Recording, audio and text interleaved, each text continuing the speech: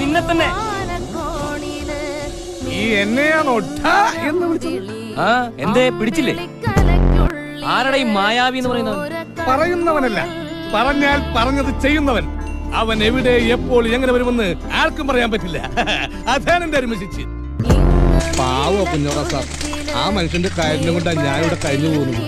7 വർഷം മുമ്പ് ഞാനിവിടെ ജോയിൻ ചെയ്യുമ്പോൾ ഞാനായിരുന്നു ഏറ്റവും വലിയ ചാട്ടക്കാരൻ.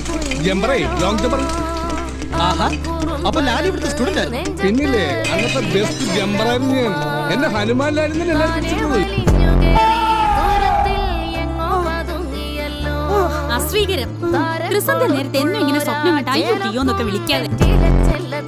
എന്റെ 5ാമത്തെ ചായക്കുള്ള സമയം കഴിഞ്ഞു. സർവീസ് വളരെ മോശം.